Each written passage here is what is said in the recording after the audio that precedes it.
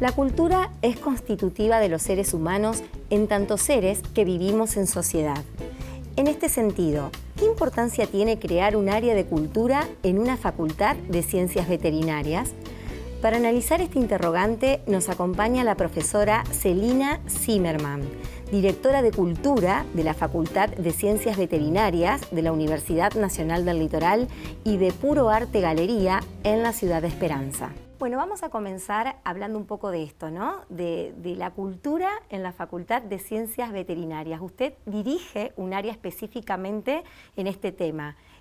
¿Nos puede explicar un poco en qué consiste y cuál es la importancia de haberla creado allí? Claro, me sonrío porque es una pregunta que suelen hacerse mucho. ¿Cómo en una Facultad de Ciencias Veterinarias?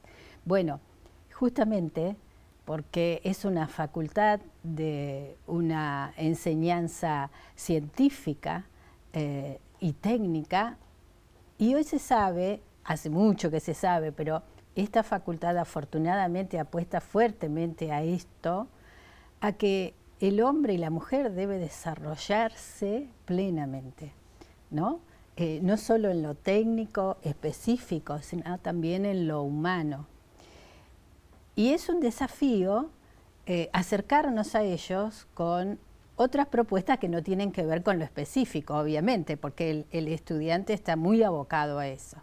Bueno, pero los desafíos son interesantes y se trabaja mucho. Afortunadamente, digo, es un privilegio que una facultad con tantos alumnos, porque estamos hablando de más de 2.000 alumnos y una comunidad de docentes importante, de no docentes, es un privilegio que cuenten con una política institucional de este tipo donde destinan recursos humanos, ¿no es cierto?, para hablar y accionar este tema. ¿Este tema se traslada a la currícula? Es decir, además de ser o de definir una política institucional y una forma de actuar, definir prácticas culturales, ¿también eso se traslada en los contenidos que tienen quizá los estudiantes durante su cursado? No necesariamente o directamente, pero sabemos que Universidad Nacional del Litoral tiene materias optativas que están ubicadas en el tema y los alumnos pueden elegirlas. Ocurre que muchas de ellas, las que tienen que ver con lo social, se dictan en la ciudad de Santa Fe, entonces el traslado a veces no es muy fácil. Directamente no tiene que ver. Lo que nosotros tratamos de hacer son actividades donde ellos puedan participar y ampliar sus horizontes, ¿no? Llegar a otro tipo de actividades. Por ejemplo, a ver, también debo decir que ha habido un antes y un después de la pandemia, ¿no es cierto?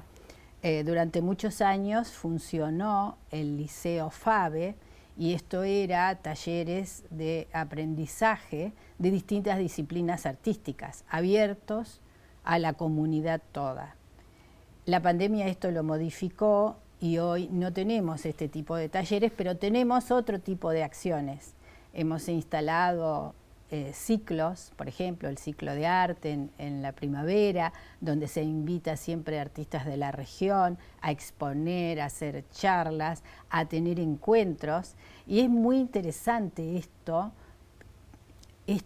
me refiero a que estos encuentros se provocan en sitios inesperados, porque si uno decide ir a ver una galería de arte o un museo de arte, sabe lo que va a encontrar. Claro. Pero en una facultad de veterinaria, encontrar de pronto un artista que está haciendo una instalación en el medio del campus es extraño. Exacto. ¿Y está directamente vinculado con temas de la disciplina o de este campo de estudio? No necesariamente, no necesariamente. Por ejemplo, el artista que nos visitó este año, Emiliano Bonfanti, es un artista que trabaja la naturaleza y el paisaje nuestro. Así que él sí, digamos, estuvo más cerca en una temática. Tuvo más afinidad con la Claro. temática. Años anteriores recuerdo, por ejemplo, una muestra de esculturas patrimoniales del Museo de Arte de la ciudad que de pronto aparecieron en el campus. Esas acciones son muy interesantes. ¿Por qué? Porque, como te decía, es como que desacralizás el arte y lo ubicás en el espacio de todos los días. ¿Y qué nivel de aceptación tiene esto en la comunidad educativa de la facultad? Es decir, ¿quiénes son los que más asisten o participan de estas actividades o de estas acciones? ¿Docentes, estudiantes, no docentes? En general, un poco y un poco y un poco, ¿no? Pero los estudiantes son bastante curiosos en cuanto a acercarse y preguntar, ¿no? Los docentes también. Pero siempre hay que trabajar para formar públicos, ¿no? Claro. No es inmediato.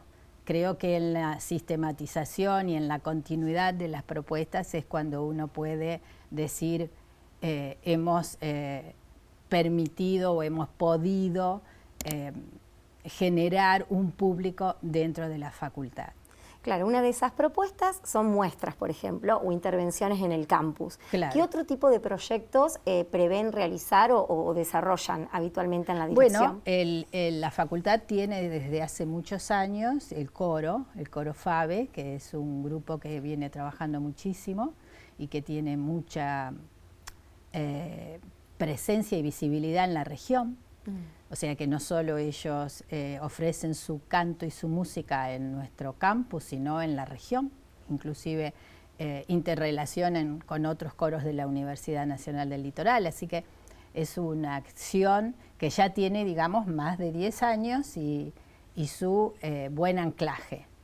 Y lo interesante es que el elenco del coro está integrado por gente de la ciudad, o sea, ciudadanos que se acercan a la facultad, a esta actividad propuesta, y también estudiantes. Bien, ¿y cuáles son de alguna manera los mecanismos que ustedes utilizan? Porque me interesó esto de formar al público. Sí. ¿Qué acciones específicas se realizan para eso, para lograr que cada vez más se involucre la comunidad en este tipo de propuestas? Bueno, en mi experiencia de tantos años de gestión, creo que una de las claves es la continuidad, es decir, cuando los eventos son esporádicos, claro, no tienen la misma respuesta que cuando son sistematizados. Es decir, por ejemplo, el ciclo de arte en primavera ya hace 7 años que se realiza y siempre para la misma fecha, ¿no? Es entonces como uno ve que hay un progreso, cada vez son más los que se acercan, como que se sienten más cómodos en que ocurran esas cosas. Pero no es solamente, y atendiendo a tu pregunta anterior, no es solamente sobre arte, también trabajamos, este año hicimos un ciclo de conversatorios sobre temas de interés general en este área de cultura y sociedad que también la universidad implementa, y tuvimos muy buena respuesta de los estudiantes, muy buena respuesta. Lo que nos lleva a pensar que es como te decía recién, están más cómodos acercándose a las propuestas que hacemos, que no tiene que ver con lo curricular y con lo específico. Claro, y me imagino que también atraen a la sociedad, o sea, al resto de la comunidad, no solamente a la educativa, sino donde están insertos, ¿no?, en la comunidad de Esperanza. Bueno, ese también es el desafío, ¿no? Porque siempre la universidad, no la universidad, quiero decir la facultad en este caso, o el campus, siempre ha aparecido en el imaginario colectivo como un lugar solo para los que estudian y trabajan allí. Y sin embargo, desde estas actividades culturales es mucho lo que se incorpora y se recibe de la comunidad. Otra, por ejemplo, una acción de interrelación con la comunidad es la participación desde hace muchos años de la Noche de los Museos que se realiza en la ciudad. Y las facultades siempre han participado. Es una ocasión también de abrir las puertas para que la comunidad se acerque y vivencie lo que allí anida o lo que se prepara especialmente para ese momento. Claro, porque bueno, ahí en la Noche de los Museos me imagino que se muestra también parte de la facultad, digamos, de lo que produce, de lo que hace, de lo que enseña. Bueno, por ejemplo, no puedo decirte lo que se ha hecho en tantos años, pero Hay una sala que es la sala de anatomía, que es la delicia de los chicos, ¿no es cierto? Porque allí hay animales disecados, hay esqueletos, hay estómagos, hay pulmones, bueno, y los chicos van con sus padres y preguntan, o sea, es el momento de poder abrir algunos sitios de la facultad a la comunidad.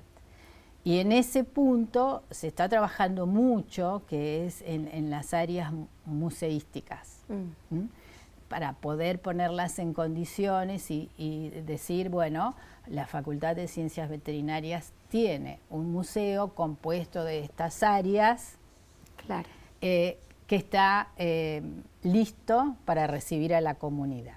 Digamos, es un proyecto poder constituir ahí un museo. Ir creciendo y desarrollándolo. En este momento, por ejemplo, se ha recibido como donación parte de la importantísima colección de nidos del investigador y naturalista Martín de la Peña.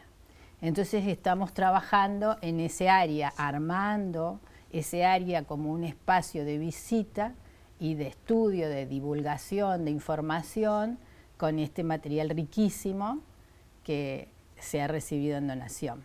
Claro. Que sería anexado al área de, anexado quiero decir, como otro área de museo, la sala de anatomía. Que además de sala de anatomía, tiene una sala de museo, como te decía, con todas estas piezas que son muy interesantes. ¿Solo para exhibición o se prevén también actividades experimentales donde la gente puede interactuar, donde haya tecnología? ¿Cómo se piensa en el museo actualmente? Y bueno, porque todos tenemos en el imaginario de que es un lugar donde vamos a observar cosas. Bueno, con el tiempo, al incorporarse la tecnología, se ha hecho cada vez más interactivo. No es solamente un espectador el que va a recorrer el museo, sino como que está involucrado con lo que se está mostrando allí. ¿Cuál es la idea en ese sentido? Bueno, en ese sentido ya la facultad viene trabajando desde hace muchos años cuando participa de la Semana de la Ciencia, donde se invita a los estudiantes a recorrer estos lugares y ya ahí se preparan actividades. Entonces no es solo un visitante, sino es un visitante participante.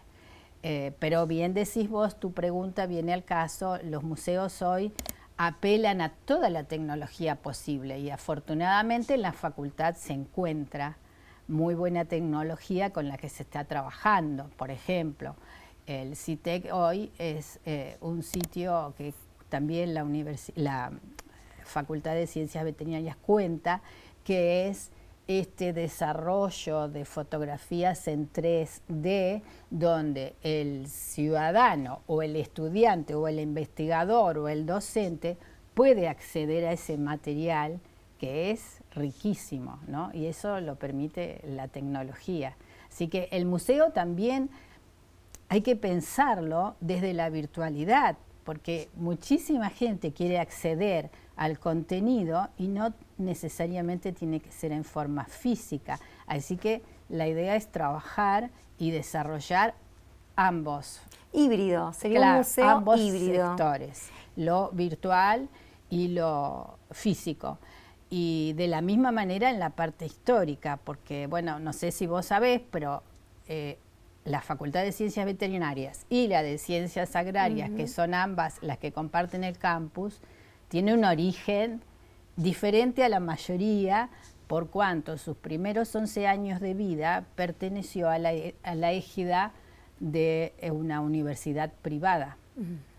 Y luego recién pasa a la égida de la Universidad Nacional del Litoral. Justamente ayer hemos tenido el primer acto de recordación de estos 50 años que se van a celebrar todo el año que viene de traspaso a la UNL. Entonces la parte histórica también es importante, ¿no? Es muy importante para permitir entender el presente, decir, ¿por qué este campus está en este lugar y no en Santa Fe? por qué se desarrolló de esta manera, cuáles fueron sus dificultades, cómo llegamos a tener hoy un campus que es magnífico y que sigue creciendo, ¿no? En estos 62 años de historia, ha multiplicado su trabajo exponencialmente y su capacidad física, ¿no? Bien, ¿y por qué? ¿Por qué se radicó? Porque si podemos recordar o hacer un recorrido, sí, un breve recorrido paseo por la historia del campus. Bueno, en el año 61, en realidad en el 60 llega a Esperanza el padre Luis Creder, que era un religioso de la orden berbita, a dirigir el Colegio de San José, que es un colegio de mucha raigambre en la ciudad de Esperancina. Y como él venía de Filipinas, de haber estado en Filipinas y haber visto la importancia para el desarrollo agrícola ganadero de aquella zona, que significó una educación superior, él llegó aquí, vio el territorio y se convenció que era lo que hacía falta en Esperanza. Y trabajó incansablemente hasta que en el año 61 se abrió la facultad. En ese momento estaban unidas, claro, Facultad de Ciencias Agrarias y Veterinarias, era una sola facultad con 2 carreras. Bajo la égida, él lo logró en ese momento, bajo la égida de la Universidad Católica de Santa Fe. O sea que los primeros egresados tuvieron títulos durante varios años de la Universidad Católica de Santa Fe. Eso fue en el 61. Y este cura incansablemente siguió trabajando para que esto creciera. En el año 70, con fondos que había logrado de Alemania, se inaugura el edificio propio, el edificio histórico de 4 pisos. Se traslada, las facultades se trasladan allí. Pero tenían muchas dificultades económicas, porque eso crecía, recibían más alumnos de lo que esperaban, los docentes que no recibían paga, problemas académicos, que fue creciendo hasta que, bueno, entre estudiantado, dirección de facultades, comunidad civil, comunidad política, se trabaja para lograr la estatización, es decir, para que pase a la égida de la Universidad Nacional del Litoral y no tener que cerrar, claro, y perder esa casa de estudios que ya estaba implantada en el lugar y estaba poblada de estudiantes. Para colmo, el año 71, 72 y 73, cantidad de alumnos llegaron como en manada. Bueno, así fue que afortunadamente en el 73, o sea, el año que viene, en mayo, se van a cumplir los 50 años de la firma del decreto nacional que la traspasa a la Universidad Nacional del Litoral. Así que también ese trabajo en la búsqueda, en la investigación, en los testimonios, en la identidad, genera entusiasmo, claro, en la comunidad, porque es como que van reconociendo un presente que no imaginaban todas estas dificultades pasadas. Y hoy las nuevas generaciones llegan al campus, lo ven implementado de esta manera, creerán que siempre estuvo así. No, ni arbolitos había, ¿no? Claro, y hablaba de manadas de estudiantes que llegaban en ese... Bueno, fue una expresión. Sí, bueno, sí, pero de cantidades de estudiantes que llegaban en ese momento, en los inicios de los 70. Sí.